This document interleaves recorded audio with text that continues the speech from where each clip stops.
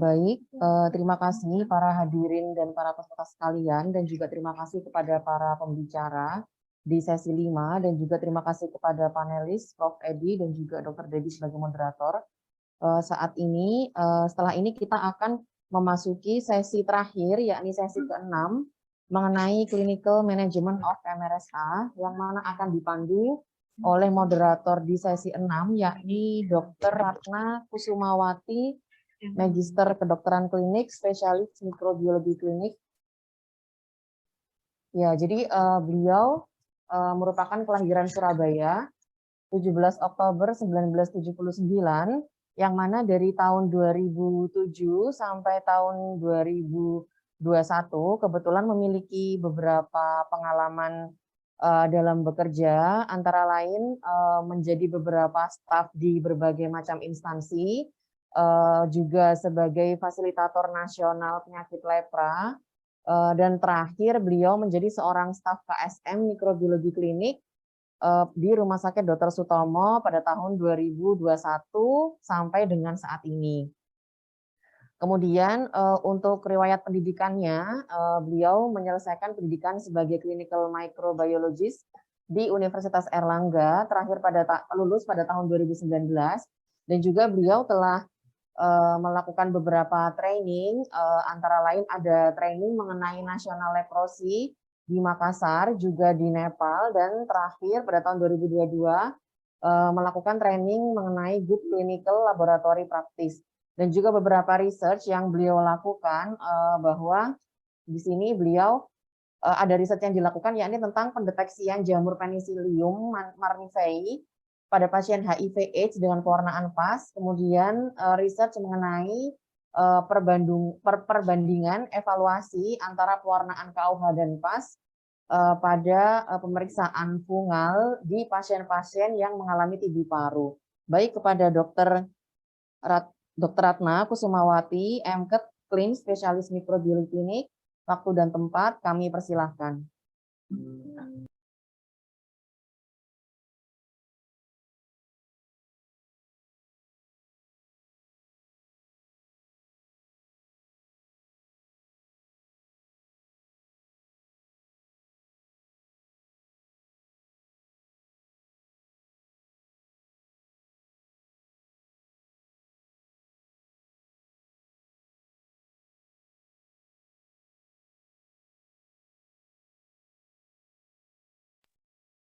Baik, terima kasih kepada MC Dr. Isa. Untuk selanjutnya kita akan memasuki sesi ke-6 pada PKB MRSA. Terima kasih kepada Prof, Guru Besar, dan rekan sejawat sekalian yang masih hadir pada sesi ke-6 ini, sesi terakhir. Yang nantinya pada sesi ini kita akan bergabung dengan pakar-pakar yang expert di bidangnya, yaitu di bidang paru, bedah, anak, dan urologi. Langsung saja kita lanjutkan untuk termin pertama pada sesi ke-6 ini, yang materi yang akan dibawakan tentang MRSA pneumonia oleh Dr. Tuti Kusmiati, spesialis paru konsultan. Akan saya bacakan CV-nya. Dr. Tuti Kusmiati, spesialis paru konsultan. Beliau lahir pada 11 April 1975, merupakan Head of Infection Division of Pulmonology dan Respiratory Fakultas Kedokteran Airlangga. Kemudian beliau adalah kepala dari DOTS Team di RSUD Dr. Sutomo dan supervisor PKRS RSUD Dr. Sutomo. Background dari beliau adalah spesialis pulmonologi dan respiratory medicine dari Fakultas Airlangga pada tahun 2010, kemudian subspesialis konsultan di infection disease pada tahun 2015. Publikasi dari beliau amat banyak, dan yang terakhir adalah drug resistant tuberculosis comorbid and risk factor identified dalam prospektif multi center cohort study di Indonesia. Baiklah, langsung saja dipersilakan Dr. Tuti Kusmiati. Monggo Dok, dipersilakan. Terima kasih moderator, izin untuk share slide ya.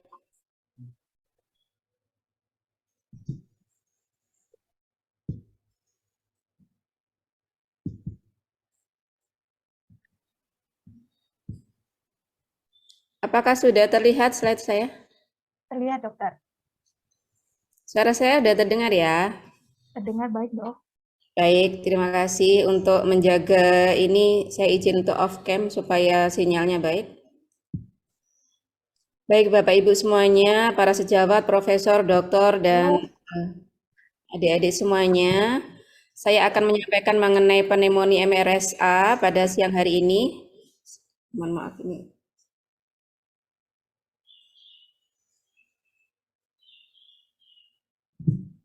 Sudah banyak disampaikan mengenai MRSA-nya sendiri ya. Nah, ini tentang pneumonia mungkin lebih saya bahas di sini. Kita tahu bahwa kita patut bersyukur bahwa kita mempunyai organ yang sangat-sangat luar biasa ya. Paru kita memiliki berjuta-juta alveoli di sini. Nah, yang jadi masalah alveoli ini harus kita jaga kesterilannya. Manakala dia terdapat adanya benda asing, patogen, atau mungkin makanan, maka akan terjadi masalah. Di sini akan terjadi namanya radang ya. Jadi asinus atau kantong udara yang harusnya berisi udara yang di situ tempat difusi oksigen CO2, kemudian disalurkan ke seluruh tubuh. Apabila terjadi peradangan, dia akan berubah menjadi berisi suatu cairan, bahkan suatu pus. Kalau kita lihat di sini, apa itu definisinya? Sesuai dengan gambar di atas bahwa adanya peradangan akut pada parenkim paru yang disebabkan oleh infeksi patogen. Patogen ini bisa bakteri, bisa virus, bisa jamur, bisa parasit. Diagnosis pasti pneumonia seperti apa? Kalau kita mendiagnosis suatu pneumonia itu harus wajib ada infiltrat ya, adanya infiltrat atau air bronkogram disertai dengan gejala-gejala klinis, antara lain adanya batuk yang akut, kemudian terjadi perubahan dari warna sputum, biasanya purulen, kuning atau hijau, kemudian ada peningkatan suhu tubuh, ada nyeri dada, dan seringkali terjadi sesak nafas. Kemudian juga disertai tanda-tanda pemeriksaan fisik, adanya tanda-tanda konsolidasi, serta laboratorium yang tidak normal yang bisa kita monitor, biasanya leukosit ataupun juga CRP atau prokalsitonin. Kalau kita lihat dari gambaran tadi ya, ilustrasi adanya pneumonia yang terlihat adanya sakus atau alveolus yang terisi adanya cairan atau pus, maka dia akan terproyeksi dalam foto toraknya seperti ini. Jadi ini wajib hukumnya ada pada diagnosis pneumonia. Kalau sampai ada pasien batuk, sesak, terus tidak ada infiltratnya, mungkin dia masih di saluran nafas, belum sampai ke parenkim. Nah, secara klinis dan epidemiologis, pneumonia diklasifikasikan menjadi pneumonia yang komunitas berasal dari masyarakat, nih kumannya. Kemudian pneumonia yang didapat di rumah sakit atau hospital pneumonia. Dan yang terakhir adalah pneumonia terkait ventilator atau VAP. Sedangkan istilah HCAP ini sudah dikeluarkan dari klasifikasi karena adanya ketidaksesuaian prevalensi patogen dari yang resisten terhadap kriteria tersebut. IDSA atau RTS juga sudah memberikan kita tool ya untuk menentukan kira-kira yang termasuk severe pneumonia itu seperti apa. Nah, di sini terlihat adanya kriteria mayor dan kriteria minor. Untuk kriteria mayor, salah satu dari kriteria mayor ada itu termasuk severe pneumonia. Sedangkan untuk kriteria minor minimal ada 3 atau lebih dari kriteria minor ini, maka pasien tersebut bisa kita kategorikan sebagai severe pneumonia. Selain itu kita juga ada alat yang cukup mudah membantu kita menentukan kira-kira pasien ini perlu diopname kah atau perlu masuk ICU atau cukup rawat jalan. Jadi dari skor CURB 65 ini sangat-sangat mudah sekali, bisa diterapkan di teman-teman yang di IGD maupun di klinik ya, sangat gampang karena hanya melihat bagaimana status mentalnya, kemudian urium, kemudian respiratory rate-nya bagaimana, blood pressure-nya bagaimana, dan 65-nya ini menunjukkan usia. Kalau usia lebih dari 65 maka ada poin tersendiri. Dan kapan kita harus meng-MRS-kan pasien itu, kalau bisa di skor 2 kita pertimbangkan untuk opname. Selain CWRB 65, kita juga bisa dibantu dengan scoring yang lebih kompleks lagi yang disebut PSI score. Di sini mulai dari usia, jenis kelamin, kemudian komorbidnya apa, pemeriksaan fisiknya apa, kemudian laboratoriumnya seperti apa, semuanya ada scoringnya. Di sini juga dari total nilai nanti kita bisa melihat klasifikasinya, termasuk ringan, sedang, berat, atau pasien ini juga kita bisa memperkirakan prognosisnya. Kira-kira resiko mortalitasnya seperti apa? Nah, etiologi pneumonia ini berbeda-beda antara setting rawat jalan, rawat inap yang non ICU maupun ICU. Kalau kita lihat di sini untuk yang rawat jalan kebanyakan adalah gram positif ataupun atypical ataupun viral ya. Sedangkan yang inpatient kebanyakan sudah mulai campur antara gram negatif dan gram positif. Khusus untuk ICU biasanya didominasi oleh gram negatif. Di sini kita tidak melihat MRSA ya. Di sini kita tidak tertulis di sini. Nah, selain itu karena kita juga sebagai klinisi harus segera secepat mungkin memberikan antibiotik apabila sudah menegakkan seseorang itu pneumonia. Bahkan dari guideline sepsis yang terbaru maksimal 1 jam pertama ya.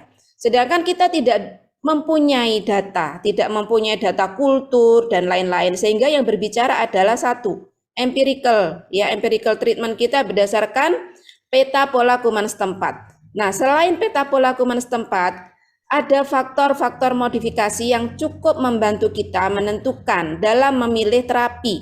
Antara lain misalnya seperti ini, untuk kuman pneumococcus resisten penisilin, kira-kira ini pada siapa? Yaitu pada mereka yang usia lebih dari 65 tahun, ada gangguan kekebalan, kemudian pernah menggunakan antibiotik beta-lactam selama 3 bulan terakhir. Kalau misalnya kita menemukan pasien dengan kelainan penyakit jantung paru, kemungkinannya bakterinya adalah bakteri enterik gram negatif.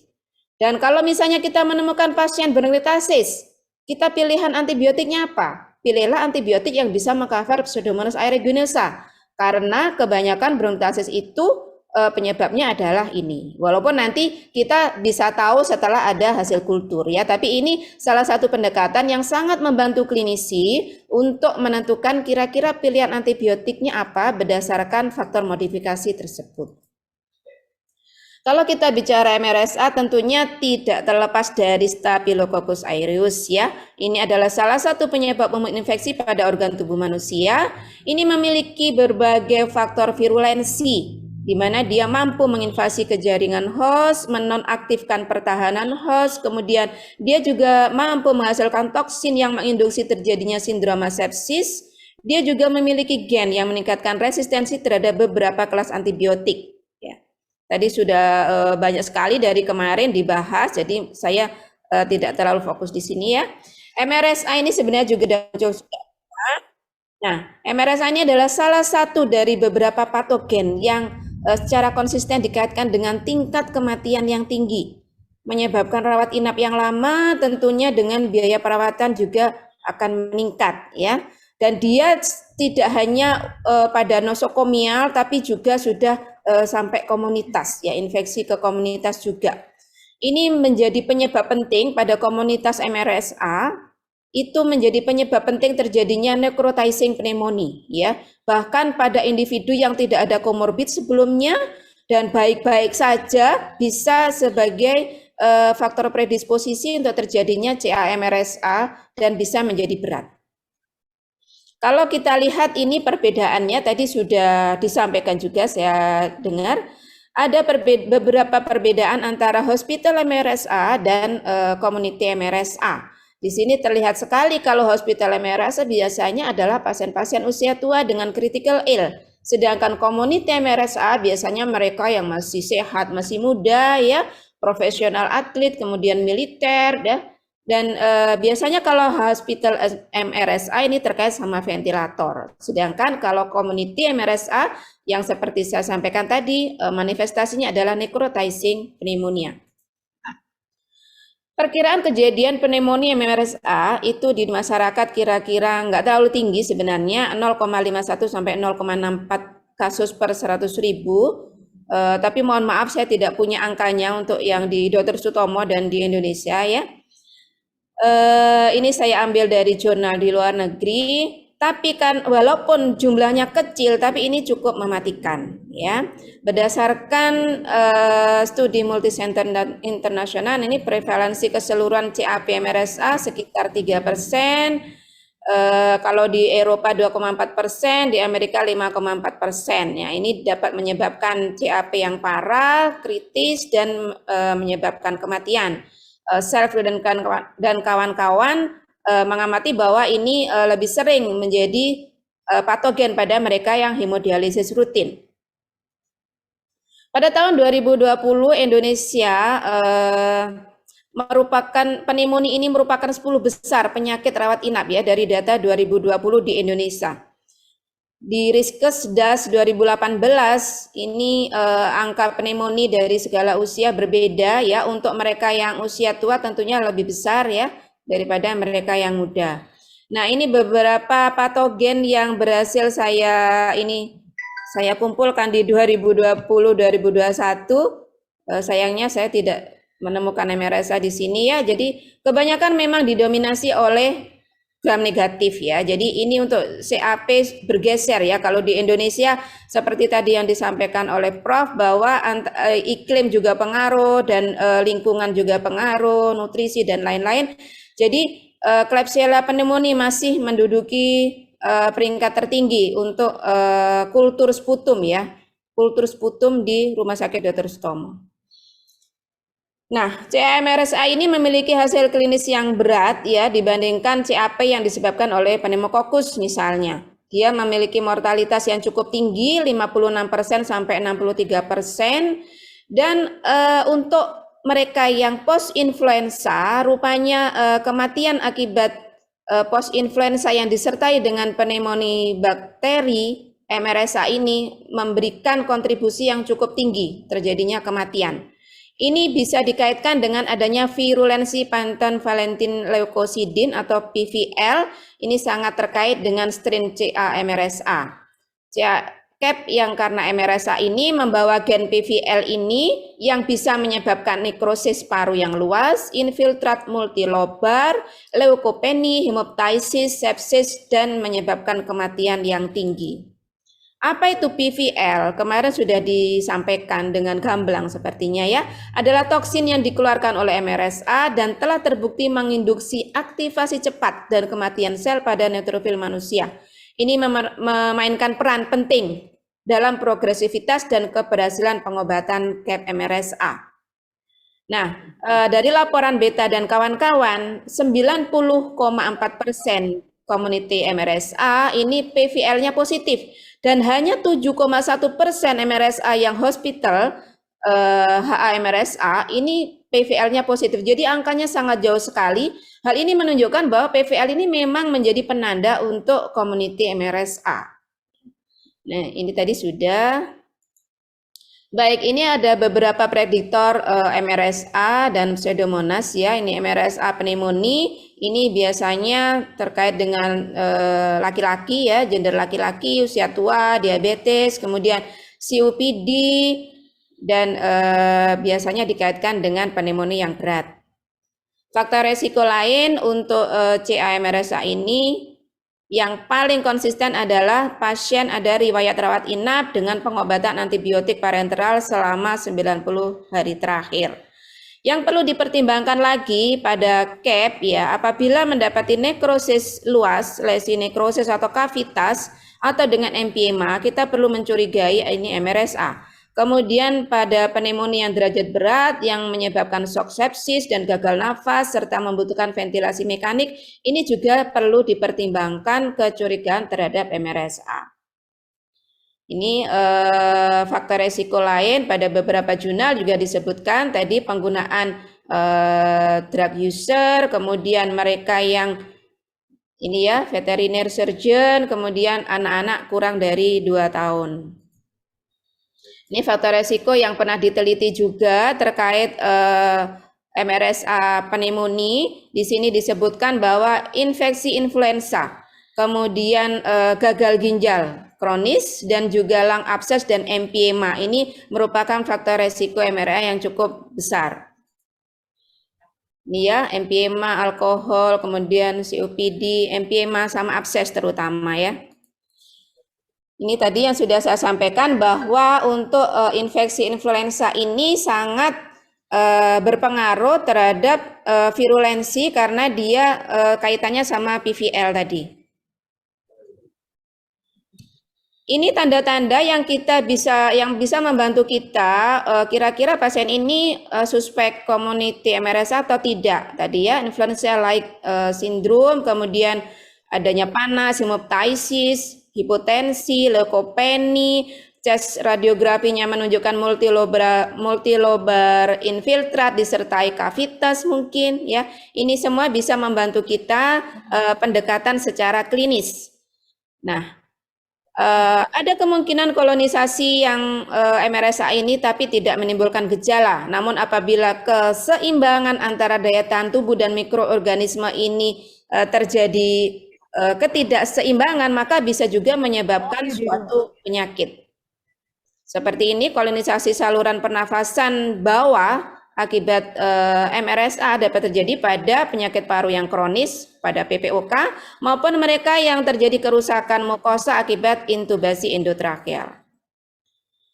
Pada ATS yang terbaru sudah ada... Mengingatkan waktu kurang 5 menit lagi. Oh baik. Baik, terima kasih. Jadi ini saya ingin menunjukkan bahwa untuk pemeriksaan kita sudah mulai dibatasi ya. Ini bersyukur juga terkait BPJS juga ya. Jadi contohnya untuk sputum kultur, blood culture ini juga sebaiknya direkomendasikan hanya mereka yang severe atau opname atau ada dugaan MRSA. Sedangkan mereka yang outpatient tidak perlu dilakukan secara rutin ya.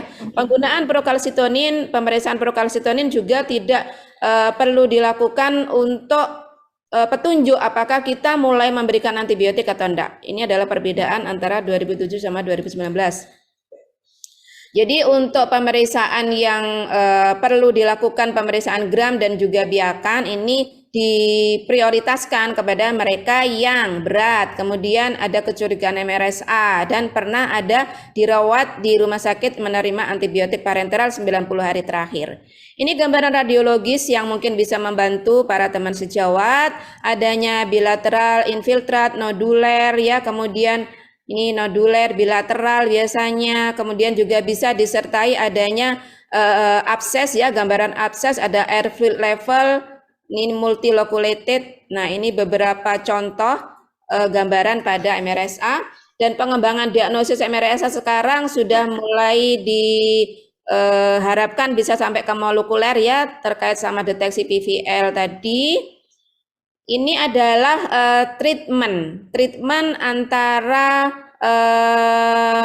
beberapa guideline ya dari 2007 maupun 2019 ini hampir sama, bahwa untuk MRSA ini khusus SON. Jadi mereka yang non ICU kemudian tidak ada resiko terjadinya MRSA cukup diberikan antibiotik seperti beta-lactam atau quinolone. Kalau misalnya tunggal ya quinolone tunggal, kalau mau beta-lactam ya beta-lactam ditambah macrolide. Tapi kalau ada MRSA maka kita add MRSA coverage. Jadi yang sudah standar ini kita tambahkan ya. Ini guideline-nya seperti itu. MRSA-nya apa? Anti MRSA-nya yaitu vancomycin 15 mg per kilo per 12 jam atau juga linezolid 16 mg per 12 jam. Nah, ini tadi sudah disinggung terkait sama penggunaan linezolid dan vancomycin ya. Sorry, ini saya lewati dulu. Nah, ini vancomycin ini dikatakan bahwa memiliki konsentrasi yang kurang di jaringan paru dan ada risiko nefrotoksik. Kemudian dari beberapa penelitian linezolid lebih unggul daripada vancomycin. Kemungkinan ini terkait sama penetrasi paru yang lebih baik. Kemudian ada bioavailabilitas oral yang baik dan juga bisa dialihkan ke oral kalau misalnya harus switch oral. Dia juga memiliki aktivitas melawan tidak hanya PVL tapi juga racun-racun yang lainnya. Tapi hati-hati efek sampingnya yaitu mielosupresi, neurotoksik, kemudian adanya asidosis laktat. Ini tapi ada beberapa penelitian yang menyatakan bahwa ini sama saja, keduanya bisa ditoleransi dengan baik. Tapi ada juga meta analisis yang menyatakan memang lebih superior daripada penggunaan linezolid daripada vancomycin. Saya kembali ke sini kalau masih ada waktu terkait sama VAP. Jadi ini nanti sebenarnya teman-teman ICU saya kurang tahu apakah ini sudah menggunakan empiris ya. Saya rasa juga belum. Kalau di community kita belum menggunakan empiris MRSA. Jadi kalau sudah terbukti baru kita berikan. Ini ada guideline dari salah satu jurnal. Maaf, waktunya sudah habis, dokter. Baik, jadi setelah 48 sampai 72 jam kita evaluasi, kalau misalnya tidak ada pertumbuhan kultur maka MRS antibiotik empirik kita stop. Terima kasih, sudah selesai paparannya. Mohon maaf ada agak sedikit keterlambatan. Assalamualaikum warahmatullahi wabarakatuh. Waalaikumsalam warahmatullahi wabarakatuh. Baik, terima kasih kepada Dr. Tuti, spesialis paru konsultan. Sangat menarik sekali dan informatif, dokter, paparannya. Tadi kita bisa mendapatkan informasi bahwa salah satu resiko hospital MRSA adalah penggunaan device ventilator, juga penggunaan obat antibiotik selama 90 hari. Sangat menarik sekali, dok. Kemudian kita mengingatkan kepada para peserta untuk menyampaikan pertanyaan, gagasan, ataupun ide ke Q&A dengan kolom Q&A dengan format nama pemateri yang dituju dan pertanyaan. Untuk termin yang kedua, untuk menyingkat waktu kita akan mengundang pakar selanjutnya di bidang urologi untuk menyampaikan tentang kasus MRSA di bidang urologi yang akan disampaikan oleh Dr. Muhammad Oyodiyah Sobadi, dokter spesialis urologi konsultan PhD. Beliau lahir pada tanggal 15 November 1980 dan merupakan teaching staff urologi Departemen Fakultas Kedokteran Erlangga dari tahun 2012 sampai dengan sekarang. Beliau juga Head of Digital Data Management Information System Unit of Faculty Medicine Universitas Erlangga dari tahun 2022 sampai sekarang. Latar belakang education-nya, beliau adalah urologi spesialis dari Medical Faculty Universitas Erlangga tahun 2012 dan pendidikan terakhir adalah PhD Biomedical Science di Leuven, Belgia 2020. Untuk berbagai macam experience-nya beliau tentang riset dan background profesional sangat banyak. Tapi yang terakhir ini adalah beliau asesor BKD dari Ministry of Education, kemudian internal auditor dari Universitas Erlangga Surabaya pada tahun 2022. Untuk menyingkat waktu, kita sampaikan kepada Dr. Ayodiyah untuk menyampaikan paparannya. Dipersilahkan. 20 menit ya, dokter. Terima kasih.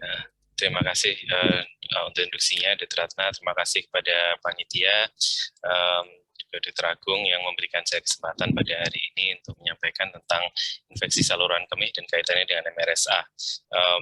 Ya saya kira kalau terkait dengan infeksi mungkin kami jauh dari kepakarannya, tentu saja sangat kami hargai bahwa tadi ada pemaparan dari sejawat mikrobiologi klinik ya. Ini untuk tidak seperti yang sebelumnya pada pneumonia, maka pada infeksi saluran kemih ini justru sangat-sangat terbatas informasi yang ada. Slide. Jadi kalau infeksi saluran kemih dan mungkin tentang MRSA seharian atau 2 hari ini sudah cukup banyak didengarkannya, akan tetapi bahwa ini kuman Staphylococcus aureus secara umum atau khususnya yang MRSA ini terhitung tanda kutip langka. Tapi kita akan nanti melihat. Saya terima kasih juga sudah dibantu dari panitia, dari Dr. Fikri. Kita mencari literatur yang ada. Kita akan coba untuk melihat ya di mana sebenarnya yang dan impact apa dari MRSA ini pada infeksi saluran kemih. Slide. Staphylococcus aureus pada urina ini bisa dianggap suatu organisme komensal sama seperti bagian lain dari tubuh. Kemudian ini bisa juga timbul atau ada di dalam urina sekunder dari bakteremia.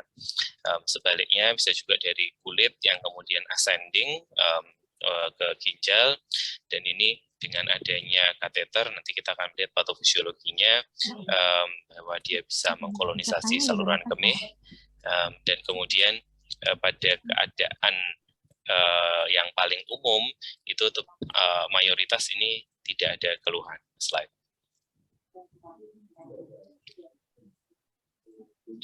Jadi Staphylococcus aureus ini kita mulai dulu sedikit dengan definisi ya, definisi dari infeksi saluran kemih. Bahwa infeksi saluran kemih ini tidak hanya adanya dari bakteria itu, kan tapi ada respons inflamasi, bisa ditandai dengan adanya keluhan dari saluran kemih bagian bawah maupun bagian atas, dan ini merupakan mungkin pertanda dari invasi bakteria. Slide. Sedangkan kalau yang seperti tadi kita sampaikan asimptomatik, yaitu asimptomatik bakteriuria, ini di mana bakteri ini tumbuh dalam urina, akan tapi tidak disertai dengan keluhan. Slide. Nah, berikutnya yang perlu kita definisi yang kita tinjau lagi bersama ya, yaitu adalah tentang ISK yang tidak komplikata atau ISK simple, dan kemudian ISK yang complicated. ISK simple dia akut, sporadis, atau bisa juga rekuren, tapi bisa tertimbul pada saluran kemih bagian bawah maupun saluran kemih bagian atas. Nah, yang uncomplicated di sini pada wanita yang tidak hamil, pada orang yang tidak ada kelainan anatomis, tidak ada kelainan fungsional, saluran kemih normal, dan tidak ada komorbiditas. Sedangkan apapun yang di luar uncomplicated, maka ini tentu saja adalah complicated sesuai dengan definisinya. Slide. Jadi apa itu yang termasuk dalam complicated UTI? Artinya adalah kemungkinan bahwa ini kemudian besok menjadi sesuatu yang ada penyulit, misalnya apakah urosepsis atau yang lainnya. Ini apakah misalnya pada wanita hamil, pada laki-laki, ada kelainan anatomis dan fungsional, ada kateter yang menetap, ada penyakit ginjal, ataupun juga pada kelainan imunokompromis, misalnya diabetes mellitus. Slide. Jadi ini suatu diagram saya ambil dari guidelines di bidang profesi urologi, ya, bahwa tadi kita sampaikan ISK yang tidak komplikata atau simple, ini bisa di saluran kemih bagian bawah, cystitis, pyelonefritis, ataupun ISK yang rekuren, sedangkan pada yang berisiko tinggi untuk mengalami penyulit di kemudian perjalanannya, ini disebut sebagai ISK komplikata. Yang penting salah satunya adalah terkait dengan kateter ataupun pada laki-laki. Slide. Jadi sedikit tambahan dari definisi yang tadi sudah kita sampaikan, yaitu kalau ada rekurensi, ini digolongkan sebagai ISK rekuren apabila frekuensinya 3 kali setahun atau 2 kali dalam 6 bulan. Nah, ini mungkin definisi yang ilmiah ya, atau istilahnya pedantik mungkin ya. Soalnya bahwa pasien itu kalau kumatnya setahun sekali atau 3 tahun sekali sudah merasa sering. Gitu ya. Nah, yang kedua, catheter associated UTI adalah yang terkait dengan pemasangan kateter bisa menetap, bisa ada beberapa definisi atau penelitian yang menyertakan kateter intermiten maupun kondom kateter, ya, tapi ini dengan batasan waktu 48 jam, mohon maaf. Kemudian urosepsis adalah apabila infeksi saluran kemih ini kemudian menyebar ke seluruh tubuh dan mengalami host response yang dysregulasi. Saya kira ini sudah umum kita dapatkan dalam sehari-hari. Slide. Sedikit epidemiologi membandingkan, kenapa kita bedakan antara ISK yang tidak komplikata dengan yang komplikata, adalah salah satunya dari faktor risiko, tadi sudah kita sampaikan, akan tetapi juga dari faktor etiologinya, di mana pada ISK yang non-complicated, maka di sini E. coli memiliki peranan yang lebih besar. Akan tetapi kalau ini yang complicated, maka di sini mulai lebih bermunculan kuman-kuman lain, kuman-kuman yang terkait dengan perawatan di rumah sakit, salah satunya termasuk Staphylococcus aureus. Slide. Patofisiologi di sini mungkin secara singkat saja, di mana bahwa kuman bisa berasal dari kontaminasi periuretra, mengalami kolonisasi di daerah uretra maupun di dalam kandung kemih, dan kemudian dengan peningkatan dari invasi dan peningkatan multiplikasi dari bakteria, ini akan bisa menetap. Salah satu yang penting dan terutama banyak kaitannya dengan pemasangan kateter ataupun benda asing. Kateter di sini bisa kateter uretra ataupun benda asing dalam saluran kemih. Kalau kita biasa hadapi adalah batu saluran kemih, misalnya keganasan mungkin juga bisa, ataupun misalnya dengan suatu kateter ureter atau DJ stent yang kadang kita sebut dalam sehari-hari, di sini bisa dilapisi oleh suatu biofilm. Di mana biofilm ini tentu saja tidak hanya kita kenal dari Staphylococcus aureus, akan tetapi juga pada berbagai bakteri lainnya dari saluran kemih. Slide. Apabila ini masuk ke dalamnya ginjal, maka di dalam ginjal bisa timbul kolonisasi dari ginjal, kemudian gangguan dari jaringan atau host tissue damage, dan kemudian bisa juga bakteremia yang berasal dari saluran kemih. Akan tetapi juga sebaliknya, tadi kita sudah mendengarkan bahwa bakteremia itu juga bisa mengakibatkan adanya ISK yang hematogen. Pada gambar yang kedua di sebelah kanan layar kita ini, kita lihat bahwa kalau ada suatu kateter terpasang, maka kateter di sini bisa dilapisi oleh berbagai zat maupun produk dari kuman atau yang kita kenal sebagai biofilm, sehingga ini menjadi suatu faktor yang akan mempersulit dan memungkinkan timbulnya infeksi yang complicated. Slide. Ini saya mengambil data dari populasi Indonesia. Kebetulan dari organisasi profesi kami, Ikatan Ahli Urologi Indonesia, baru mengumpulkan data-data epidemiologi dari hasil kultur di berbagai rumah sakit. Yang pertama, salah satu dari Cipto Mangunkusumo, dalam setahun ada 1.200 sampel, kemudian hanya kurang dari 1% didapatkan Staphylococcus aureus. Terus kemudian di rumah sakit Denpasar atau Sanglah, kalau sekarang disebut Prof. Ngurah, di sini di mana 155 dari kira-kira 1.000 sampel itu didapatkan Staphylococcus aureus, akan tapi dengan kepekaan beta laktamnya termasuk yang rendah, kurang dari 69%, sehingga mungkin ini termasuk MRSA. Gambar yang sebelah kanan di grafik ini dalam guidelines kami disampaikan bahwa ini adalah data dari Rumah Sakit Dr. Sutomo. Di sini MRSA-nya tercatat 1 kasus. Nah, jadi kalau dari aspek organisasi profesi urologi atau kami secara umum di bidang urologi, itu tidak banyak adanya pembahasan khusus tentang MRSA dalam saluran kemih. Nah, apakah ini artinya bukan suatu masalah? Nah, ini kita akan coba tinjau dari beberapa laporan dari negara lain. Slide.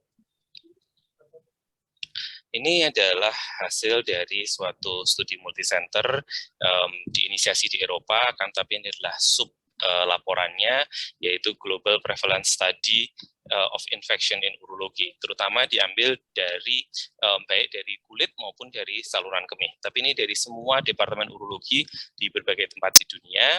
Ini adalah sub laporan yang menyebutkan dari dari Asia saja. Nah, di sini kalau dilihat di kolom yang paling kanan bahwa total dari 650 patogen yang didapat, maka 3%-nya adalah Staphylococcus aureus. Ya, jadi sebenarnya tidak beda jauh dengan angka-angka dari Indonesia yang tadi saya sampaikan. Slide. Kemudian ini adalah salah satu penelitian dari Amerika Serikat, ya, bahwa kalau misalnya terdeteksi Staphylococcus aureus dalam urine, nah ini kemudian pasien seperti apa yang mengalami atau didapatkan adanya bakteri urea Staphylococcus aureus ini. Pasiennya 20% dengan ada keganasan, 40% dengan ada diabetes mellitus, 30% dengan kelainan neurologis, dan ini hanya sebenarnya 60% yang dirawat inap. Jadi mungkin faktor host di sini memegang peranan yang cukup penting. Nah, berapa banyak pasien-pasien ini yang simptomatik? Jadi dalam laporan ini sampai dengan 30% simptomatik. Mungkin memang adalah bahwa prevalensi yang tadi kita catat itu adalah terutama dari rawat inap dan kondisi-kondisi yang lebih berat. Nah, sedangkan ini kalau dilihat di sini, apabila kita mendapatkan populasi yang lebih luas, yang rawat jalan, kan tapi juga pasien yang lebih kompleks, maka di sini mungkin Staphylococcus aureus menjadi suatu patogen yang cukup penting. Slide. Dan di mana populasi yang tadi saya sampaikan ini 40-an% ini menggunakan kateter. Nah, kateter di sini kan tapi definisinya cukup luas. Jadi meliputi kateter uretra, baik itu Dower kateter, Foley kateter yang kita kenal seperti biasanya, maupun yang intermiten dan juga yang suprapubik, ini semua diikutkan. Nah, yang menarik di sini adalah bahwa bakteri urea di sini seringkali didapatkan sifatnya polimikroba. Jadi 60% adalah tidak hanya Staphylococcus aureus, akan tapi juga bakteri-bakteri yang lain. Slide. Nah, kembali ke data dari GPIU, Global Prevalence Infections in Urology Study, kan tetapi ini tidak hanya melihat semua pasien yang sedang ada pada saat itu, tapi adalah subgrup yang mengalami urosepsis. Jadi di antara pasien-pasien yang mengalami urosepsis, maka kalau tadi kita ingat kita menyebutkan angka 2-3%, nah maka ini Staphylococcus aureus akan meningkat menjadi 4-5% dari semua patogen yang mengalami urosepsis ini, di mana pasien memang jumlahnya masih kecil ya, 14 kasus, 2 dari 14 kasus ini mengalami sepsis berat maupun shock septik. Yang menarik lagi adalah bahwa lokasinya tidak terbatas pada yang tadi disampaikan sistitis ataupun pyelonefritis, kan tapi juga cukup banyak yang didapatkan pada infeksi kelenjar aksesorius dari pria atau male accessory gland infection. Slide. Ya. Saya kira ini juga masih mirip-mirip, akan tapi dari populasi Amerika. Saya lewati aja mungkin karena waktunya terbatas. Slide. Nah, jadi kalau di sini kita lihat kalau ada ISK simptomatik dengan bakteremia dari Staphylococcus, maka keluhannya yang paling banyak, jadi kita harus curigai pada pasien yang ada demam, ada altered mental state, sama seperti saya tadi sampaikan pada pneumonia, tentu saja dengan ada tanda-tanda yang melokalisir ke saluran kemih, apakah itu adalah kencing darah, nyeri pada kencing, nyeri suprapubik, ataupun sampai dengan nyeri pinggang, terutama di sini kalau tidak ada terpasang Foley kateter. Slide. Oke, di mana di sini kita lihat memang bahwa dengan adanya faktor-faktor yang predisposisi terhadap kolonisasi MRSA, ya apakah itu diabetes, apakah itu kateter uretra, maka di sini angka dari kolonisasi makan dan infeksi tentu meningkat. Slide. Mohon maaf dok, waktu kurang 5 menit. Ya. Kita sudah hampir sampai beberapa slide terakhir ya. Jadi memang tata laksana tanda kutip cukup mudah. Satu, hentikan faktor risiko yang bisa kita hilangkan. Misalnya adalah kateterisasi uretra, ini dilepas atau digantikan dengan cara yang lain. Dibatasi pada indikasi yang kuat, dan begitu kita bisa melepas kateteris ini, kita lepas. Tapi kembali kita lihat ada populasi yang tadi kita dapatkan Staphylococcus aureus ini, misalnya adanya diabetes tentu saja dengan diabetik sistopati, adanya neurogenik atau neurologis, kelainan neurologis dengan neurogenic lower urinary tract dysfunction atau neurogenic bladder. Nah, hal ini memang tentu saja seringkali terkait dengan gangguan fungsi atau pasien gampangannya retensi urina. Terapi bisa diberikan antibiotika cukup lama, 10 sampai dengan 14 hari, kan tapi tentu saja yang penting adalah diberikan atau dilakukan pemeriksaan kultur dan kita lihat uji sensitivitas. Slide. Ya, ini adalah panduan-panduan yang sudah ada di bidang urologi, akan tetapi tidak ada satupun yang menyebutkan Staphylococcus aureus secara spesifik. Slide. Oke, slide. Jadi bahwa yang penting adalah bahwa ISK ini salah satu bentuk yang spesifik adalah yang terkait kateter, dan kemudian bahwa ISK terkait kateter atau catheter associated UTI ini memiliki mortalitas yang cukup tinggi ya, bisa mencapai 10%. Slide. Kapan kita tegakkan diagnosis dari catheter associated UTI?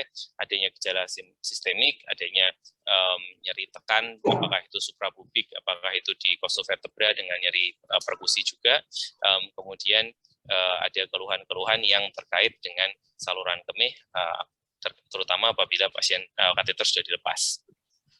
Kultur urine di sini yang menarik adalah bahwa meskipun bakteri urea secara klasik dianggap angka coloniform unitnya adalah di 10⁻5, akan tetapi cukup bahwa ini 10⁻3 sudah bisa dianggap suatu pemeriksaan yang positif. Slide. Slide. Yang perlu kita perhatikan sama-sama adalah bahwa seringkali pada pasien-pasien yang didapatkan bakteri urea akan tetapi tanpa gejala, ini kita perlu mewaspadai bahwa kita tidak jatuh pada pemberian antibiotika kecuali pasien akan menjalani operasi yang mengakibatkan trauma dari traktus urinarius, ataupun misalnya ada infeksi nosokomia lain yang perlu kita waspadai, atau pasien ada risiko tinggi terjadi komplikasi infeksi, misalnya dengan imunosupresi, apakah transplantasi ginjal, ataupun pasien dengan keganasan. Slide. Tadi mungkin sudah disampaikan di sesi sebelumnya oleh Dr. Pevi, bahwa guidelines yang ada spesifik untuk saluran kemih adalah dari Inggris, ya, dan kemudian yang paling di-highlight sebenarnya adalah bahwa sedikit sekali evidence atau data tentang tata laksana ISK ini, sehingga rekomendasi-rekomendasi yang ada pada umumnya adalah lemah. Slide. Jadi ini saya kira tadi rekomendasi sudah disampaikan di sesi sebelumnya. Memang ada agen-agen oral yang masih mudah-mudahan masih akan tetap sensitif dan bisa kita gunakan untuk tata laksana ISK yang terkait MRSA. Slide. Dan kemudian untuk catheter associated UTI, ini adalah rekomendasi dari guidelines tersebut, dan saya kira ini sama dengan apa yang sudah ada sebelumnya maupun prinsip secara umum catheter associated UTI. Slide.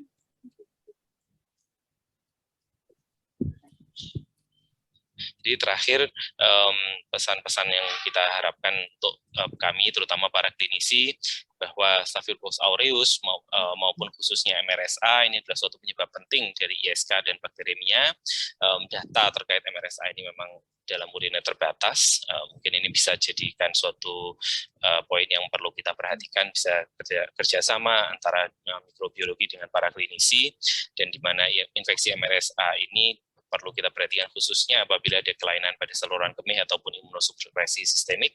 Dan yang terakhir adalah bahwa kita sama-sama mengawasi penggunaan kateter, yang terutama bahwa ini bisa mengakibatkan adanya ISK dan catheter associated urinary tract infection. Slide. Saya kira ini aja dari kami. Saya ucapkan terima kasih pada yang Bu Ana dan Dr. Fikri yang membantu dalam penyusunan slide ini. Wassalamualaikum warahmatullahi wabarakatuh. Waalaikumsalam warahmatullahi wabarakatuh. Baik, terima kasih Dr. Ayodhya. Paparannya tepat 20 menit. Sangat menarik sekali dan informatif yang diberikan untuk pengetahuan kita tentang clinical management di bidang urologi. Kita mendapatkan informasi yang banyak, diantaranya kuman-kuman yang menyebabkan complicated UTI dan non-complicated UTI. Terima kasih dokter. Untuk selanjutnya, kita akan pada termin ketiga, kita akan mengundang pakar di bidang clinical management di bagian bedah anak. Untuk sebelumnya kita mengingatkan kepada peserta untuk memberikan pertanyaan, pendapat, dan gagasan melalui kolom Q&A dengan format pemateri dan pertanyaan yang ditujukan. Atau bila mana tidak memungkinkan, maka bisa menyampaikan pertanyaan kepada panitia yang akan dilanjutkan kepada pemateri.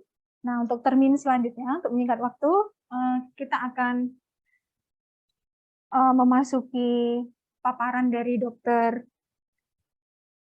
Ariandi, spesialis bedah anak. Saya akan membacakan kurikulum vitae beliau. Dr. Ariandi Setiawan, dokter spesialis bedah anak konsultan. Beliau lahir di Surabaya 10 Juni 1973. Beliau adalah staf di divisi bedah anak UNER, RSUD Dr. Sutomo. Dan jabatannya sekarang adalah Ketua Divisi Bedah Anak FK UNER RSUD Dr. Sutomo tahun 2016 sampai dengan sekarang. Riwayat organisasi beliau adalah anggota Perdalin, anggota PPI RSUD Dr. Sutomo, kemudian anggota tim revitalisasi rekamedik Sutomo. Beliau adalah lulusan dari spesialis urologi Fakultas Kedokteran Airlangga dan juga menempuh konsultan di Fakultas Kedokteran Universitas Airlangga. Untuk selanjutnya kami persilahkan dokter, waktu dan tempat kita persilahkan selama 20 menit. Terima kasih dokter. Terima kasih Dr. Ratna. Assalamualaikum warahmatullahi wabarakatuh. Saya izin untuk share screen. Sebelumnya mungkin koreksi, yang spesialis urologi Dr. Yodi, bukan saya. Oh ya. Saya spesialis bedah anak. Mohon maaf dokter. Oke, tidak masalah. Dr. Yodi ketawa, saya juga ketawa. Baik, saya izin share screen, kemudian. Baik, kita mulai MRSA pada infeksi pada pembedahan. Ini mungkin sama seperti Dr. Yodi, angka kita itu kecil sekali, atau bahkan mungkin jarang sekali yang menulis tentang surgical infection atau surgical site infection dikaitkan dengan MRSA. Baik, tapi sampai mana? Ya, oke. Kita mulai aja. Saya akan sampaikan. Mungkin yang lebih menarik bagaimana pencegahannya daripada pengobatannya. Baik, kalau kita bicara MRSA, kita harus tahu kumannya sudah di bakterinya, mohon maaf. Ya. Bakterinya itu sudah disampaikan dari kemarin pasti ya. Ini sebetulnya bakteri yang ada mulai tahun 60-an. Dan meskipun treatmentnya atau terapinya berkembang, kalau di Amerika mulai tahun 80-an dia berkembang, tapi bahkan prevalensinya meningkat. Kemudian terjadi outbreak atau pandemi ya, lokal. Kalau di Amerika, mohon maaf saya memang dapat datanya lebih banyak adalah data luar negeri. Karena tulisan MRSA yang dikaitkan dengan surgical site infection di Indonesia saya cuma dapat satu. Saya cuma dapat satu, bukan dari Surabaya. Nah, ya. Oke, ada outbreak ini di Amerika ya, bahwa MRSA ini 60% infeksi nosokomial kuman di ICU tahun 2002. Sekarang mungkin berubah. Kalau di surgical infection bagaimana? Angkanya ada, tapi tidak terlalu banyak. Kemudian apa yang penting yang sebetulnya bisa kita lakukan untuk melakukan mungkin pencegahannya, kemudian early diagnosisnya dan pengobatannya.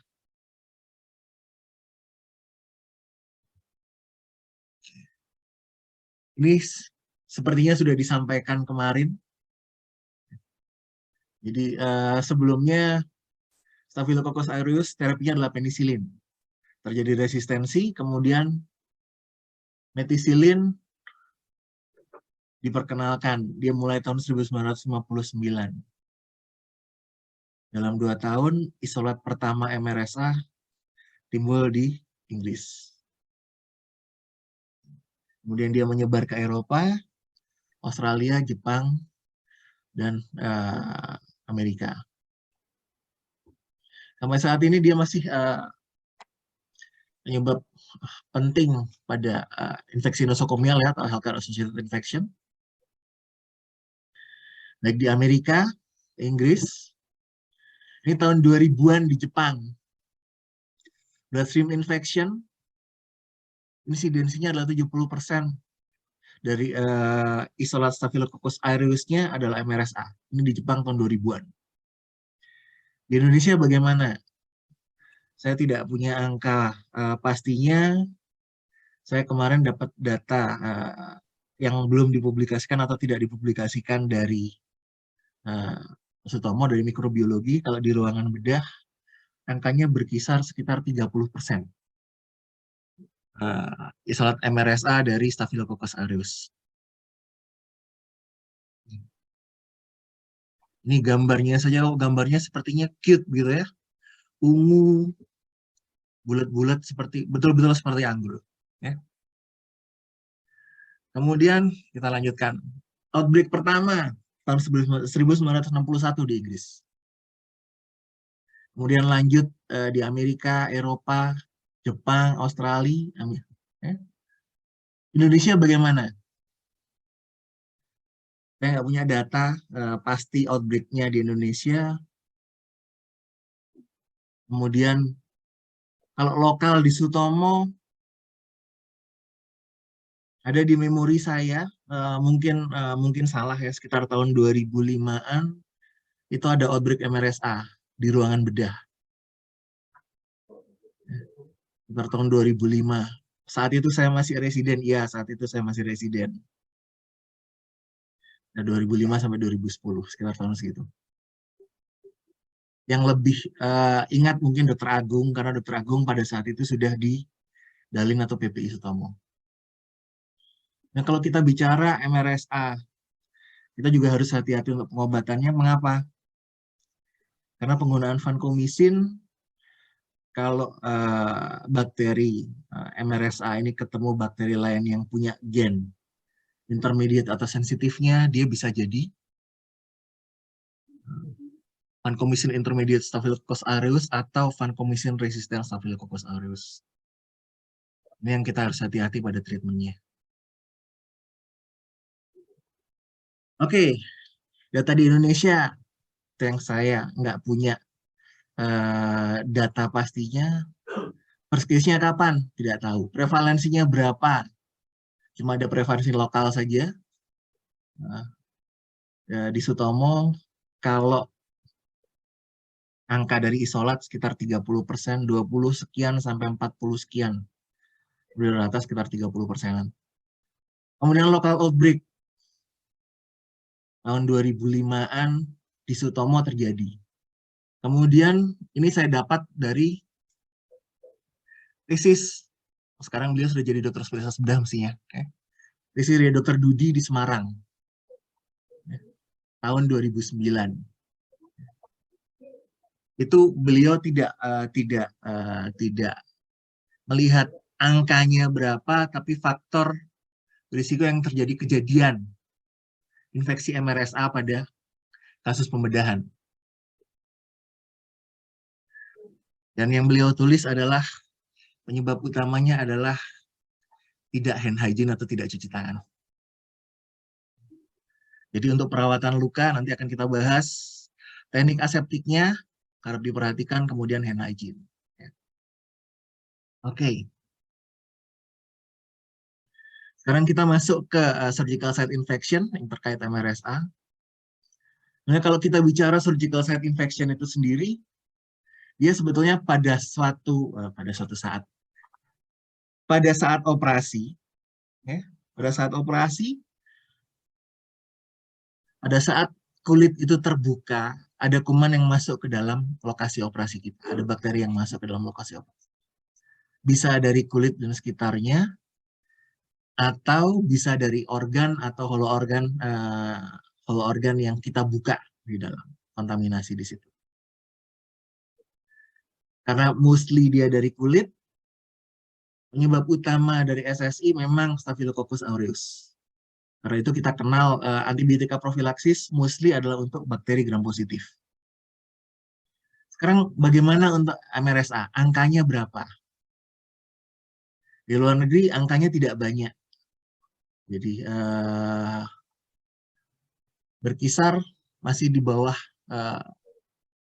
persentase masih di bawah 50% kalau dibandingkan Staphylococcus aureusnya masih lebih banyak yang bukan MRSA. Kemudian kalau kita bicara surgical site infection, itu ada pembagian incisional dan space. Incisional sendiri bagi dua, superficial dan deep. Batasannya adalah fascia. Jadi yang superficial dia di atas fascia, terjadinya infeksi. Kalau yang deep, dia di bawah fascia, ya, di antara kedua fascia, otot, dan kemudian fascia yang dalam. Kemudian space ini di dalam atau lebih dalam dibandingkan fascia. Kemudian bagaimana mendiagnosisnya? Ya. Kalau incisional 30 hari, 30 hari dari hari operasi, di mana hari operasi dihitung sebagai hari pertama, atau kalau yang space atau organ bisa 30 hari, bisa 90 hari, tergantung jenis operasinya. Ada tanda inflamasi dan infeksi, dan kalau kita kaitkan dengan MRSA, ada hasil kultur dari cairan, nanah, atau kultur jaringan yang positif MRSA. Di mana dengan catatan kultur ini bukan kultur screening, semua pasien dikultur tidak, tapi atas indikasi.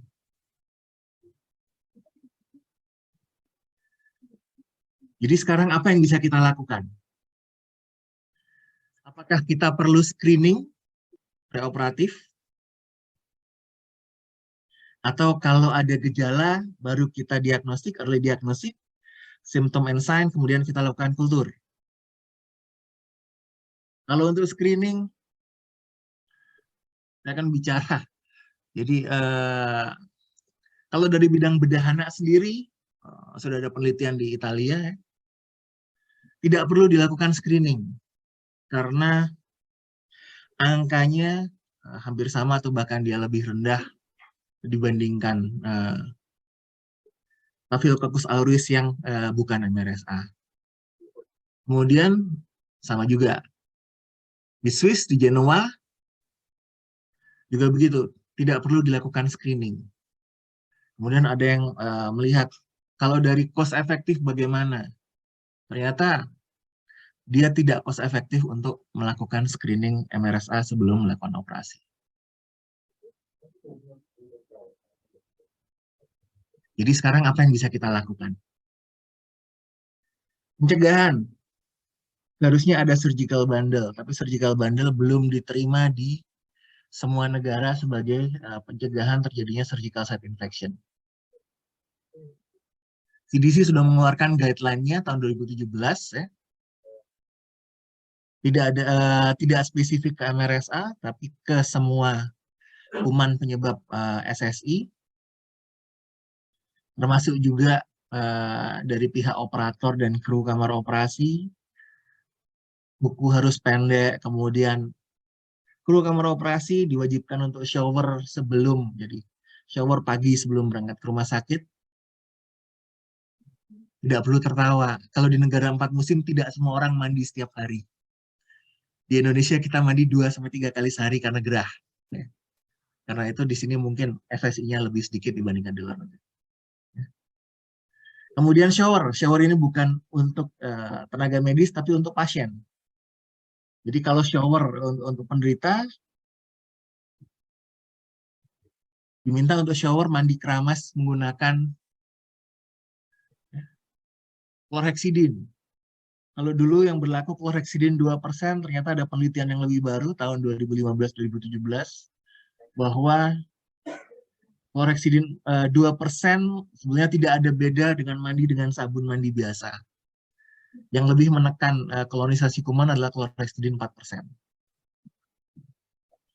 Kemudian menggunakan antibiotika profilaksis yang sesuai, sudah ada guideline-nya di WHO, ya. Kemudian kalau antibiotika profilaksis apa yang digunakan?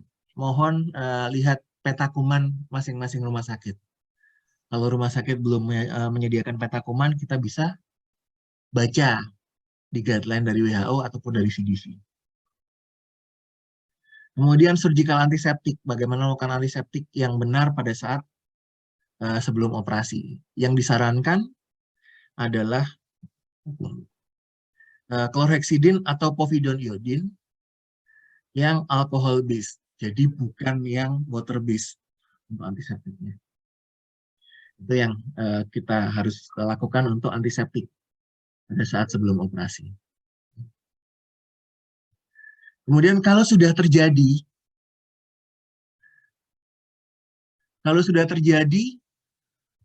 pengobatannya bagaimana? Untuk sistemik, antimikroba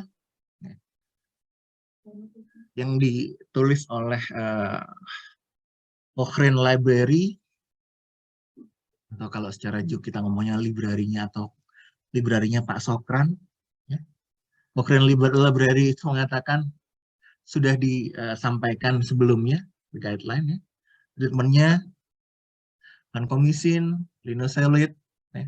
Itu treatmentnya. Sedangkan kalau kita mau melakukan topikal atau wound treatment, apa yang bisa kita lakukan? Kita bisa cuci, irigasi luka tersebut, irigasi luka, apa yang kita punya? Kalau luka itu hanya superficial incisional sampai ke subkutis di atas fasia, kita bisa gunakan yang paling sederhana normal salin. Kemudian kita juga bisa gunakan chlorhexidine, tapi dengan persentase yang pasti lebih rendah dibandingkan yang kita gunakan untuk mandi. Kemudian povidone iodine bisa digunakan. Begitu juga kalau untuk dip kita bisa gunakan juga itu. Tapi kalau sudah space atau organ, harap diingat bahwa Mohon maaf, menginfokan 5 menit lagi, Dr. Aryadi. ya, ini slide terakhir sepertinya. Ya, kalau untuk dip atau organ, mohon maaf, kita tidak punya safety, jadi safety research chlorhexidine pada organ ataupun povidone iodine pada organ, karena kita tahu bahwa keduanya bersifat toksik untuk organ. Jadi kalau luka terbuka, kemudian ada organ yang keluar, lakukan irigasi dengan normal salin. Dan mungkin mengingatkan kembali, kalau ada polusi atau ada infeksi, ada kuman di situ, ada polusi, cara terbaik untuk mengatasinya adalah dilusi, encerkan sebanyak mungkin. Jadi kalau melakukan irigasi, jangan ngirit-ngirit cairan. Ini tadi sudah shower. Echomesis atau konklusinya, simpulannya, MRSA itu masih jadi masalah kita sampai saat ini, bahkan untuk orang bedah dengan surgical site infection-nya. Pencegahan lebih penting daripada pengobatan kalau untuk kita, untuk orang bedah. Lebih baik mencegah surgical site infection daripada kita mengobati SSI dengan penambahan biaya yang mungkin tidak di-cover BPJS. Tidak perlu screening, kita hanya lakukan early diagnostic dan proper treatment kalau terjadi infeksi. Baik, kalau ada pertanyaan mohon disampaikan secara tulisan. Terima kasih atas perhatiannya. Waalaikumsalam warahmatullahi wabarakatuh. Waalaikumsalam warahmatullahi wabarakatuh. Terima kasih banyak Dr. Aryadi, spesialis bedah, spesialis bedahana. Sangat menarik sekali dan informatif dokter paparan yang diberikan. Dalam bidang clinical management bedah anak, kita juga mendapatkan informasi terbaru tentang penggunaan chlorhexidine 4% lebih bermakna. Untuk selanjutnya sesi diskusi, kami akan memanggil semua narasumber untuk bergabung bersama kami.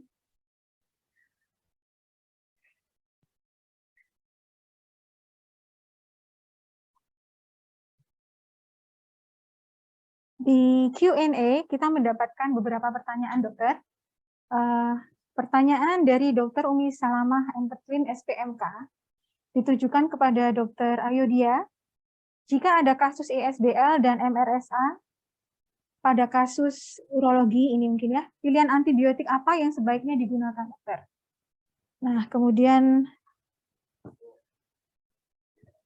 untuk Dr. Tuti, pada kasus pasien TB disertai infeksi sekunder MRSA, antibiotik apa yang relevan digunakan?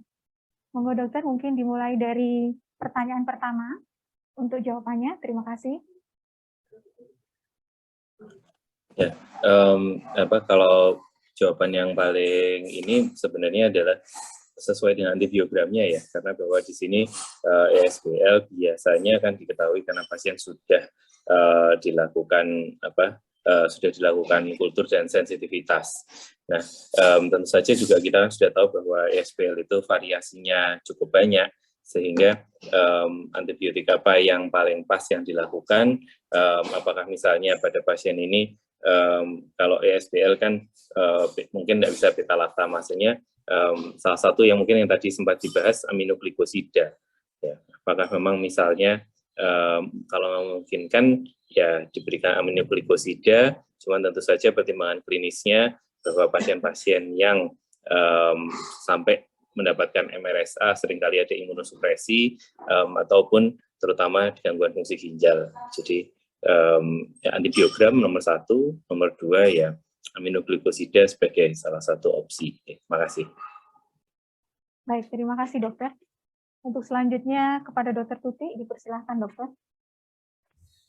Ya, terima kasih kesempatannya. Jadi terus terang untuk kasus-kasus ESBL, MRSA ini kan antibiotik yang bukan WATS ya, yang bukan ASES maksud saya, sorry. Jadi ini pasti kembali lagi ke hasil kulturnya, karena kita tidak boleh memberikan seperti tadi yang disampaikan apa tadi itu? Awur-awuran, ini antibiotik kelas berat. Jadi kita harus menyesuaikan dengan hasil drug sensitivity testnya. Oke, katakanlah pasien itu awalnya kita berikan empiris ya, sambil menunggu, biasanya empiris itu 3 hari, kemudian kita evaluasi. Ini pada kasus pneumonia maksudnya. Kita evaluasi, kalau misalnya tidak ada perbaikan, mungkin sambil menunggu hasil kultur kita bisa memberikan antibiotik. Tentunya kalau misalnya kebanyakan yang ESBL itu soalnya yang reserve ya, yang MRSA itu kalau kita di Sutomo nggak bisa sebebas itu, harus ada ininya lah, harus ada hasil DST-nya. Karena ini antibiotiknya kita iman-iman tadi ya, kita sayang-sayang. Seperti vancomycin, linezolid untuk MRSA itu kan tidak boleh yang kayak kacang goreng ya, kita tidak boleh bebas memberikannya. Walaupun tadi ada contoh-contoh saya faktor resikonya ini, bukan berarti otomatis kalau ada faktor resiko ini berarti kita boleh menggunakan linezolid, tidak seperti itu ya. Kemudian untuk TB ya kembali lagi, kalau misal TB MDR itu ada linezolidnya loh. Jadi linezolid itu dipakai untuk terapi TB resisten obat. Kalau misalnya itu ada MRSA-nya ya sudah include di situ ya. Jadi dosis yang dipakai kalau yang regimen BPAL itu 1 kali 1.200 mg malahan. Kalau yang TB resisten yang pre-SDR atau yang SDR itu 1 kali 600 untuk linezolidnya. Jadi sudah masuk dalam lini 2 obat TB linezolid itu. Rasanya begitu ya Mbak ya. Kalau misalnya contoh ESBL nanti obat-obat yang bisa mengcover ya bisa piperacillin tazobactam, cefeparaxone sulbactam kayak gitu. Begitu Mbak dari Dok, dari saya tetap kita harus mengacu kepada ininya ya. DST-nya kan pasti ini sudah ada hasilnya. Ya. Baik, terima kasih dokter. Semoga terpuaskan Dokter Umi Salamah dengan jawaban dari para pemateri. Untuk selanjutnya ada pertanyaan ditujukan kepada Dr. Ariandi, spesialis bedah anak konsultan, Dok. Ada 2 pertanyaan ini, Dok. Cuman yang satu ini dititipkan ke panitia, rupanya klinisi agak ada sedikit masalah untuk masuk ke Q&A. Jadi yang pertanyaan pertama, Dok, apakah ada tempat untuk penggunaan antibiotik topikal pada kasus superficial SSI? Dan pilihan antibiotik topikal sebaiknya apa, Dok? Dari Dr. Irene Hardianto. Sedangkan yang kedua, itu bagaimana mengatasi pasien yang pre-opsito tapi didapatkan hasil laboratorium MRSA? Begitu, Dokter. Ada 2 pertanyaan. Mohon jawabannya, Dokter. Terima kasih. Oke, baik. Terima kasih atas pertanyaannya. Kalau kita bicara SSI insisional MRSA ya, kalau kita bicara SSI insisional MRSA, kita semua tahu ada obat topikal juga, salep yang untuk mengatasi MRSA. Selama itu masih bisa dipakai, silakan. Tapi kalau itu tidak bisa dipakai, kalau saya nggak salah, kalau itu tidak bisa dipakai, lakukan perawatan luka seperti pada umumnya.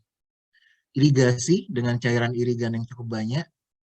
Nah, diharapkan dengan begitu kolonisasi kuman akan berkurang di situ, terbuang keluar. Kemudian keringkan. Kalau dia memproduksi nanah atau dia lukanya produktif, kita bisa berikan absorben. Kalau yang untuk SS seperti itu. Kalau yang superficial incisional, irigannya mau menggunakan normal salin atau chlorhexidin yang di bawah 2%, ataupun povidone iodine yang 5% atau lebih rendah dari itu, bisa sebenarnya. Tidak terlalu masalah. Yang jadi masalah kalau dia sudah space atau organ. Space atau organ kita hanya terikat pada normal salin. Karena ada penelitian di tempat kita yang tidak dipublikasikan pada kelinci bahwa pencucian intraabdomen menggunakan chlorhexidin 0,05% pun menyebabkan angka adesi yang meningkat dibandingkan kalau dia menggunakan normal salin. Jadi side effect-nya cukup besar sehingga tidak kita sarankan untuk space atau organ. Kemudian pertanyaan kedua, kalau emergency life saving sudah tutup mata, kerjakan. Kalau memang terjadi SSI, MRSA, kita terapi, sudah. Karena kalau operasi emergensinya tidak dikerjakan, maka risikonya adalah nyawa pasiennya atau kecacatan untuk pasiennya. Terima kasih. Ya, baik. Terima kasih Dr. Ariandi untuk jawabannya. Baiklah, karena tidak ada lagi pertanyaan dan diskusi, maka untuk selanjutnya kita mengundang guru besar kami untuk sebagai panelis untuk memberikan gagasan arahan, yaitu kita undang Prof. Dr. Kuntaman, SPMK PhD, untuk bergabung bersama kita untuk memberikan arahan dan gagasan. Untuk sebelumnya kita bacakan dulu CV dari Prof. Kuntaman.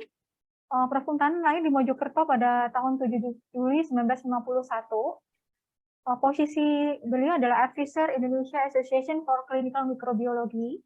Kemudian yang terakhir ada Advisor Board of Antimicrobial Resistance Control Program, Dr. Sutomo Hospital dari 2015 sampai sekarang. Education background beliau, untuk yang terakhir ada Postdoc Topik Antimicrobial Resistant AMR Grand European Society for Clinical Microbiology and Infectious Disease tahun 2003. Dan beliau adalah, sudah kita kenal semua, beliau sangat concern kepada AMR dan merupakan pencetus dari program PPRA di Indonesia. Untuk selanjutnya kita panggil Prof. Kuntaman untuk bergabung bersama kita. Waktu dan tempat dipersilahkan Prof. Kuntaman. Ya, terima kasih. Sangat menarik sesi ini. Terima kasih Dr. Tutik, Dr. Yodi, dan Dr. Ariandi. Rasanya perlu satu seminar lagi ya, khusus bahas MRSA. Ya memang MRSA itu tidak pernah habis. Ya kalau kita lihat di Belanda 20 tahun lalu MRSA kan sudah 30%, selalu ditekan kurang 1%. Sekarang ada masalah lagi karena di hewan muncul lagi. Jadi pasien-pasien MRSA yang baru itu ternyata para pekerja di peternakan. Nah, bagaimana di Indonesia? Saya tadi coba search, di Indonesia tidak banyak memang. Satu momen, satu paling kalinya 10-an ya, kira-kira. 10-an ini kebetulan satu bimbingan kami yang di Belanda, kemudian satu tim dari UB, kemudian dari lain-lain. Jadi kami ada student yang khusus MRSA dan publikasinya di Indonesia mungkin terbanyak dia. Ada 5 atau 4 gitu ya, dari Malang.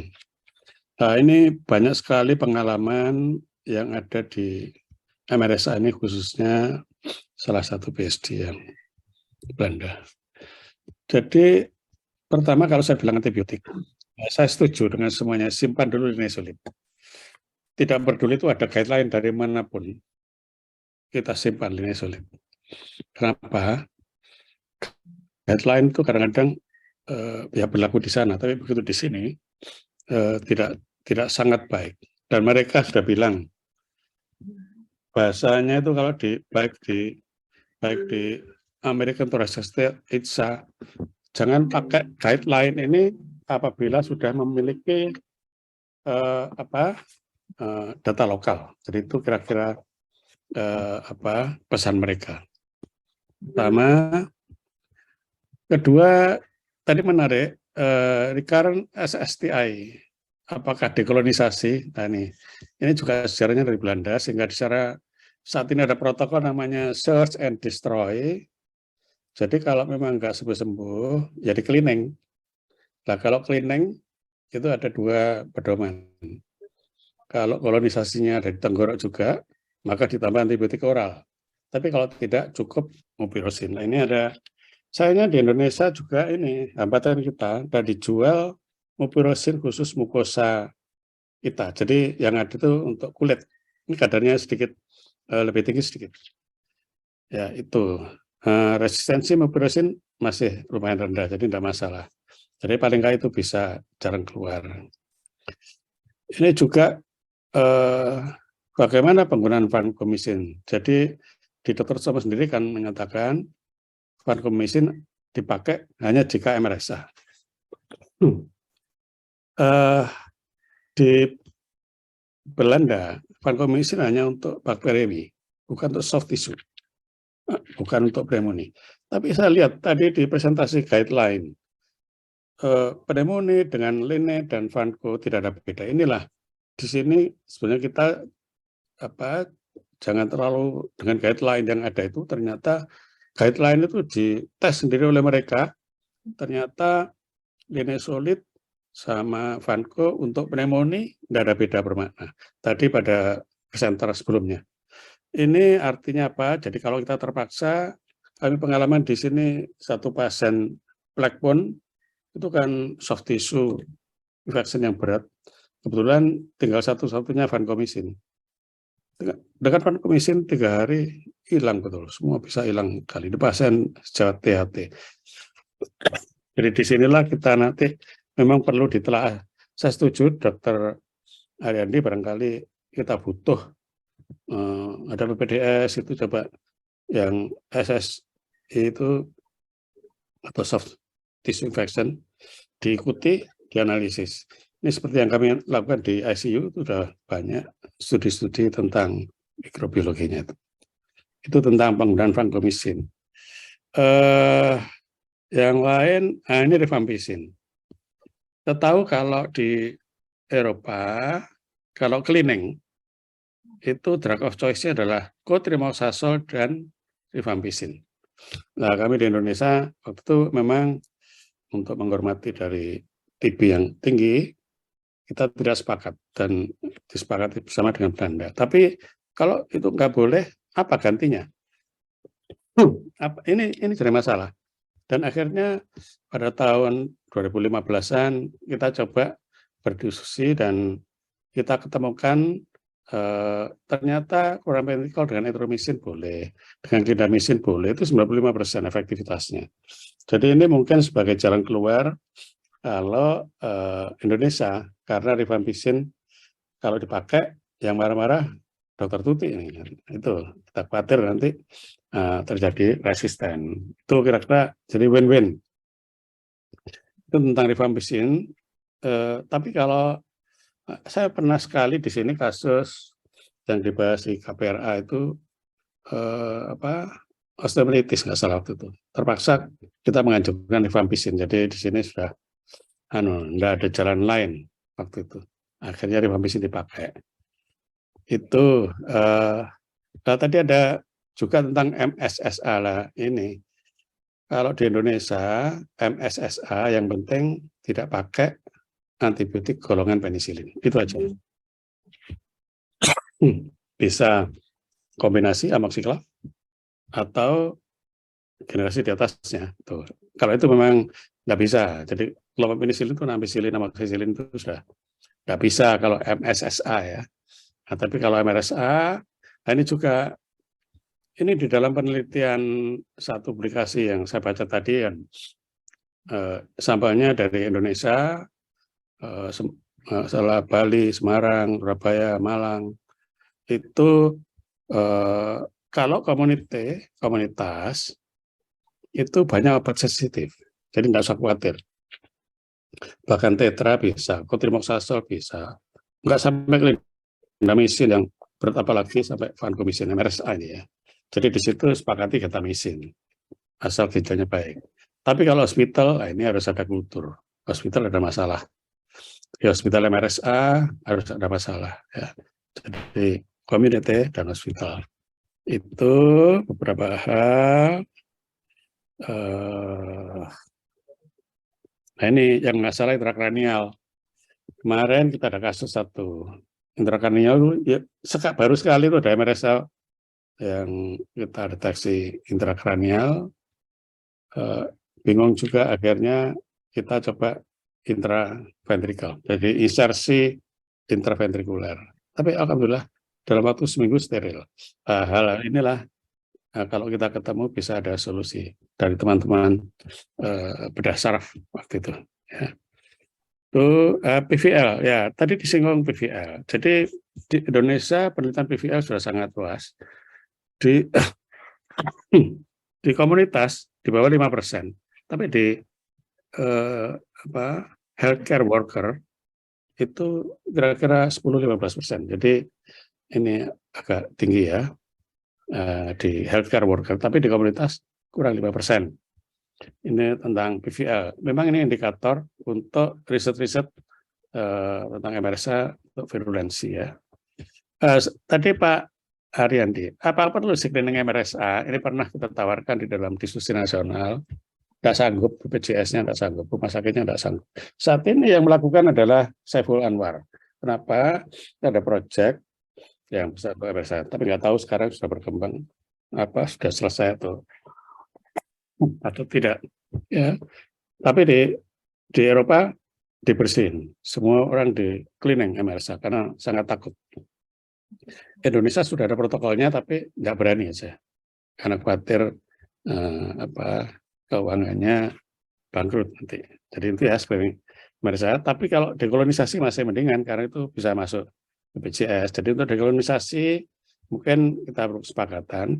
Yang penting satu cotrimoxazole dengan erythromycin boleh. Pokoknya kombinasi. Khususnya yang ada tenggorokannya. Baru salad mupurisin.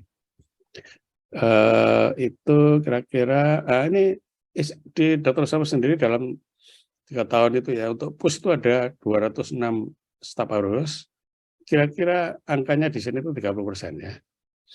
Untuk sputum 172 staf aureus, ini lebih kecil angkanya. Sputum kalau per case kurang 1%, tapi kalau angka dari aureus kan sekitar itu 30 ya.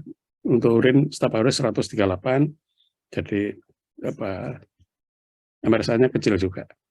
Itu kira-kira beberapa catatan-catatan yang saya peroleh dan saya insersikan dari berbagai informasi untuk webinar ini. Terima kasih. Moderator, wassalamualaikum warahmatullahi wabarakatuh. Waalaikumsalam warahmatullahi wabarakatuh. Baik, Prof. Prof. Kuntaman, terima kasih catatan-catatan dan sharing-sharing yang menarik buat kami, Prof. Tambahan informasi dan pengetahuan. Terima kasih banyak kepada Prof. Dr. Kuntaman, Dr. MS, SPMK Konsultan, kepada Dr. Tutik Kusmiati, Dokter Spesialis Paru Konsultan, Dr. M. Ayodhya Syobadi, Dokter Spesialis Urologi Konsultan VSG, Dr. Ariandi Setiawan, Spesialis Bedah Anak Konsultan, untuk materi yang sudah dipaparkan untuk termin yang ke-6 ini.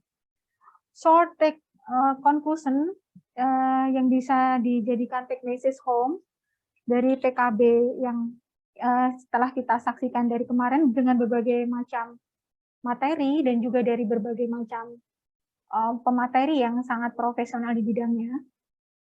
Teknesis yang kita bisa bawa pulang sedikit diantaranya adalah bahwa source control sangat memegang peranan penting untuk mengeliminasi dan mencegah MRSA infection. Yang kedua, terapi yang tepat diperlukan untuk mengeradikasi MRSA infection. Yang ketiga, peta kuman sangat penting sebagai guidelines untuk terapi termasuk dalam terapi MRSA infection. Begitu sedikit Teknesis Home yang bisa kita bawa dari PKB MRSA kali ini, seperti disampaikan oleh Prof. Kuntaman bahwa masih banyak sekali yang harus kita bahas tentang MRSA infection ini. Mudah-mudahan kita bisa bertemu lagi pada waktu yang lain dan kesempatan yang lainnya. Nah, untuk selanjutnya kita bisa take picture bersama untuk semua pemateri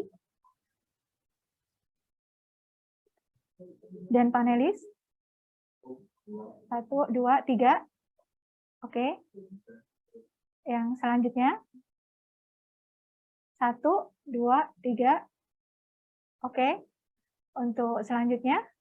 1, 2, 3. Oke. Ya, baik.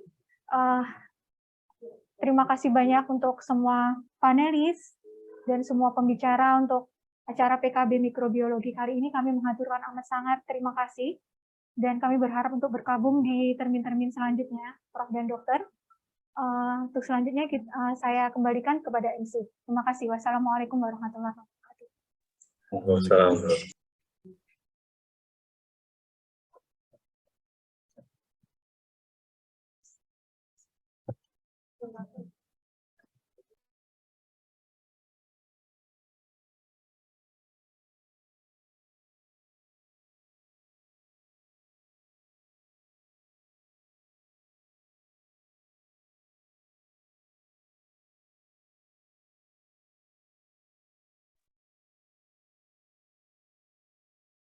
Baik, terima kasih kepada Dr. Ratna sebagai moderator sesi 6 dan juga kepada para pembicara di sesi 6.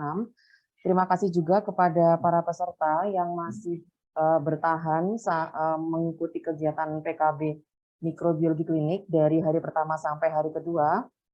Sebagai informasi lagi bahwa kegiatan ini bersifat kegiatan non-profit, yang mana untuk keuntungan dari kegiatan ini akan kami donasikan kepada korban gempa Cianjur.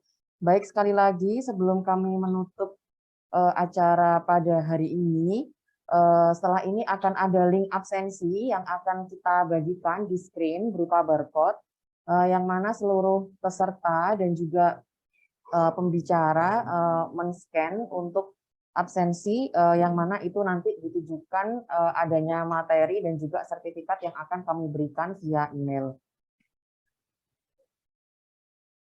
Baik, terima kasih kepada para peserta sekalian, terima kasih juga pada para pembicara dan juga moderator atas acara pendidikan kedokteran berkelanjutan yang mana telah berlangsung 2 hari. Saya sebagai MC atas nama Arifatun Nasihah mengucapkan terima kasih dan akan menutup acara ini. Dengan demikian, acara ini kami tutup. Terima kasih. Wassalamualaikum warahmatullahi wabarakatuh. Waalaikumsalam warahmatullahi wabarakatuh.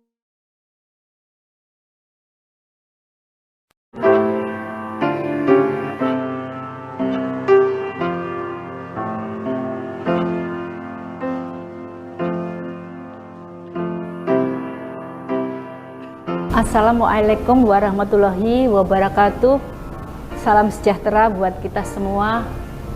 Program pendidikan dokter spesialis mikrobiologi klinik Fakultas Kedokteran Universitas Airlangga merupakan pusat pendidikan, penelitian, pengabdian masyarakat yang inovatif, unggul, excellent with morality di tingkat nasional maupun internasional untuk menghasilkan dokter spesialis mikrobiologi klinik yang profesional, lekat dengan profil communicator, care provider, decision maker, manager, community leader, researcher, long life learner, pembelajar sepanjang hayat untuk produksi yang bermanfaat di masyarakat. Kurikulum program pendidikan dokter spesialis mikrobiologi klinik memiliki standar nasional dan internasional. Hal ini didukung oleh fasilitas laboratorium yang modern untuk menunjang capaian pembelajaran lulusan profesional kompeten pada penanganan penyakit infeksi.